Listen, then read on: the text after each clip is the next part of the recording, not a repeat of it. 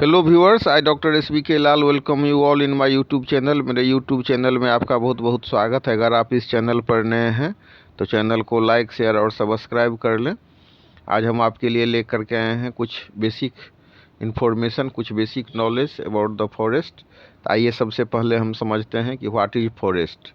The forest is an area where the earth is covered mainly by a very large number of trees. A forest is an area where the earth is covered mainly by a very large number of trees। तो पृथ्वी का वो भाग है जो covered रहता है large number of tree से, जहाँ पर बहुत सारे पेड़ रहते हैं। जो पेड़ से आच्छादित भूमि जो है पृथ्वी का एक बड़ा भूभाग, एक बड़ा एरिया, एक बड़ा भूक्षेत्र जो वन से आच्छादित रहता है, वहाँ पर पेड़ों की संख्या ज़्यादा होती है तो उसको हम फॉरेस्ट कहते हैं। अब जानते हैं कि फॉरेस्ट कहाँ उगता है। तो फॉरेस्ट के उगने के लिए है कि 10 डिग्री से सेल्सियस से ज़्यादा टेम्परेचर होना चाहिए और एवरेज जो बारिश है वो होनी चाहिए 200 mm। Forest develop at places where the average temperature is greater than 10 degree Celsius and where there is an annual rainfall of at least 200 mm। अब चर्चा कर देंगे एडवांटेजेज ऑफ फॉरेस्ट। क्या सब एडवांटेजेज है। तो ये एयर को प्यूरिफाई करता है, checking global warming, natural absorber of rain water, prevent soil erosion, prevents floods as the soil, help to bring good rainfall, home to many types of animals. मतलब अब इसको हम समझते हैं कि प्यूरिफाई द एयर माने क्या होता है, हवा को शुद्ध रखना। तो जहाँ पर पेड़ पौधा ज़्यादा होगा वहाँ पर क्या होगा, वहाँ पर जो कार्बन डाइऑक्साइड को अवशोषित करेगा और ऑक्सीजन को रिलीज करेगा, ऑक्सीजन को छोड़ेगा प्रकाश संश्लेषण के प्रक्रिया में। तो हमारा वायु जो है सो शुद्ध होगा, विषैले जहरीले गैसों को वो अवशोषित करेगा और ऑक्सीजन को, प्राणदायी जो वायु है, उसको रिलीज करेगा। तो पहला जो हमारा टॉपिक है, वो पहला जो हमारा पॉइंट हो गया, purify the air. The trees purify the air by absorbing carbon dioxide and releasing oxygen.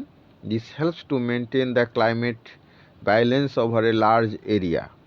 उसके बाद का पॉइंट है चेकिंग ग्लोबल वार्मिंग। ये देख रहे हैं आज ग्लोबल वार्मिंग कितना बड़ा समस्या हो गया है।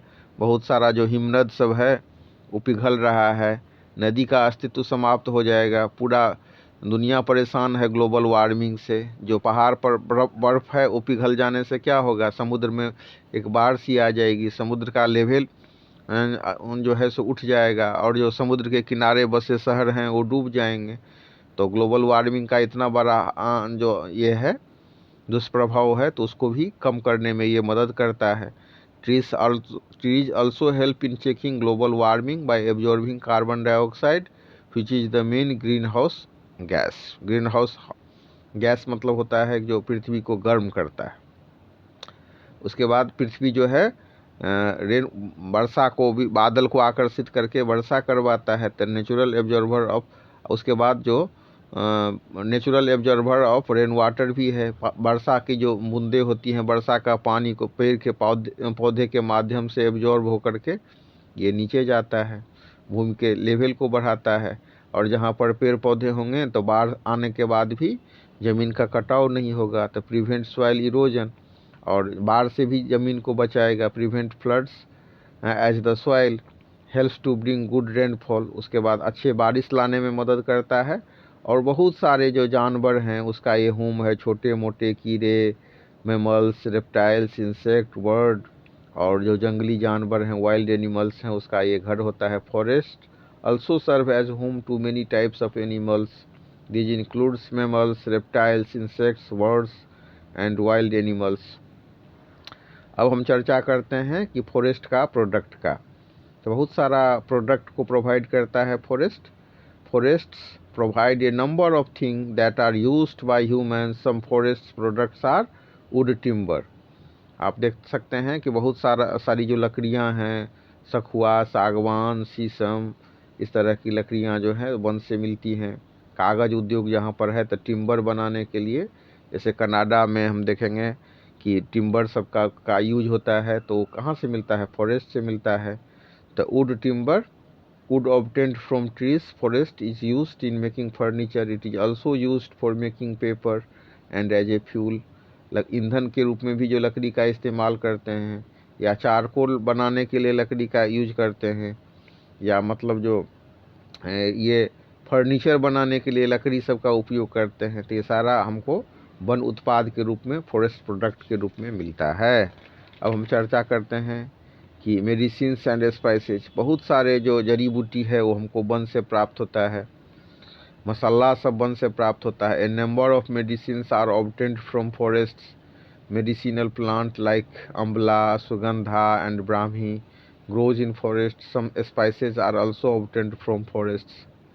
इसके बाद हम चर्चा करते हैं गम्स, रेजिन एंड डाइज, बहुत सारे रंग, गम्स, गोंद, रेजिन ये सभी प्राप्त होता है। गम्स रेजिन क्या होता है कि आप देखेंगे कि पौधा से जो लस्सा सब निकलता है, जैसे आपको हम बताते हैं, एक होता है गूगल, तो गूगल का आयुर्वेद में इलाज होता है, तो कहाँ से प्राप्त होता है? वो गोंद के रूप में निकलता है प्लांट से। हींग का हम यूज करते हैं, वो कहाँ से प्राप्त होता है? वो प्लांट से प्राप्त होता है। Gums are used for making adhesive and in medicine. Some varieties of gums are used as food. Many resin are used to make varnish and paint. Many dyes used to color clothes and paper are also obtained from forest. इसके अलावा कुछ special lives होते हैं, जैसे तेंदू का पत्ता से बीड़ी बनता है, और कुछ जो रेपिंग, और कुछ ऐसा भी होता है डिस्पोजल जो प्लेट हम बनाते हैं, तो उसके लिए अरेका नट लिव्स यूज होता है। Areca nut leaves are use to make disposal plates. इसके अलावा ये वन में, फॉरेस्ट में हम देख सकते हैं कि बहुत मधुमक्खी सब खोता लगाती है, वहाँ से हनी मिलता है। Large beehives are found in forests that are used for extraction of honey. Beeswax is used in cosmetics and medicine. सौंदर्य प्रसाधन वाला सामान सब होता है, उसमें जो मधुमक्खी के मोम को, मधुमक्खी के छत्ता से जो मोम प्राप्त होता है उसका यूज होता है।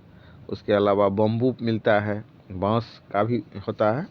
बहुत सारा जो लार्ज स्केल पर जो बम्बू इंडस्ट्रीज है, उसके लिए वो फॉरेस्ट पर ही निर्भर करता है। उसके अलावा कुछ स्पेशल प्रोडक्ट है, जैसे लाह हो गया, रबर हो गया, सैंडलवुड हो गया, चंदन का वन है कर्नाटक में हम देख सकते हैं। तो स्पेशल प्रोडक्ट के रूप में हो गया sandalwood, lac and rubber are some special product obtained from forests. इसके बाद हम चर्चा करते हैं डिफोरेस्ट्रेशन का, कि वन को जो हम काट देते हैं तो क्या होता है, वन के संहार करने से डिफोरेस्ट्रेशन हो जाता है। तो वन के काट देने से क्या होगा, तो उसका कुछ नुकसान सब है, तो वही होगा harmful effects of deforestation. Cutting down of trees by man is very harmful. It leads to decrease in rainfall in the surrounding areas, increase in the amount of carbon dioxide in the atmosphere that can increase global warming, decrease in the level of groundwater in the nearby areas, increase in soil erosion that can cause more frequent floods. These can result in widespread destruction of habitat of a number of plants and animals. आदमी अपने स्वार्थ के लिए आज पेड़ को काट रहा है, और पेड़ को काटने से क्या हो जाएगा कि पूरा ये ज़मीन को हम बंजर हो जाएगा, बाढ़ की विभीषिका झेलनी पड़ेगी, बहुत सारा जो मिट्टी है वो समुद्र में चला जाएगा नदी के माध्यम से बढ़ करके, ग्लोबल वार्मिंग होगा, हवा को शुद्ध करने वाला नहीं बचेगा। तो जो चीज़ हमने देखा कि मिलता है एडवांटेज, वो सब एडवांटेज नहीं मिलेगा। तो हम कह सकते हैं कि some of us cut down trees in an unplanned manner due to their own selfish interest. This is neither right nor desirable. Human beings cut forest because of the following reasons: need more land to make houses, industries and agriculture, need wood for construction, need some trees for a specific use which they cut without planting more of them. तो आदमी ज़मीन के लिए, industries के लिए, agriculture के लिए one को काट रहा है और काट देता है, या फिर कंस्ट्रक्शन के लिए, या फिर मतलब कुछ स्पेसिफिक यूज़ के लिए। तो हमको अनप्लान्ड वे में पेड़ को नहीं काटना चाहिए।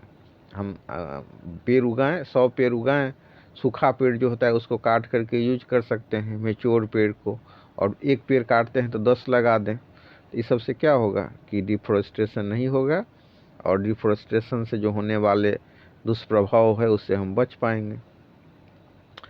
तो हम देख सकते हैं कि ये जो डिफॉरेस्टेशन का जो एक्टिविटीज़ है उससे क्या होगा कि such activities are leading to a drastic reduction in the forest over cover on Earth. उसके बाद हम देख सकते हैं कि इससे क्या होगा कि रेनफॉल में कमी आ जाएगी, वर्षा में कमी हो जाएगी, कार्बन डाइऑक्साइड में वृद्धि होगी, ग्राउंड वाटर का लेवल कम हो जाएगा, सॉइल इरोजन बढ़ जाएगा, और बहुत सारे जो जीव जंतु हैं जिनका निवास स्थान होता है वन, तो उनका जो हैबिटेट है उसका भी नाश हो जाएगा। Destruction of habitat of A number of plants and animals. तो अगर हमको मतलब सॉइल इरोजन को बचाना है, वातावरण को शुद्ध रखना है, बहुत सारे वन उत्पाद को लेना है, ग्लोबल वार्मिंग को रोकना है, ग्राउंड वाटर के लेवल को मेंटेन करना है, और जो फ्रीक्वेंट फ्लड्स को रोकना है, सॉइल इरोजन को रोकना है, और बहुत सारे जो जीव हैं उनके निवास स्थान को, उनके हैबिटेट को बचाना है, तो हमको प्लांटेशन करना होगा और डिफॉरेस्टेशन से बचना होगा। तो इसको हम बढ़िया से समझें।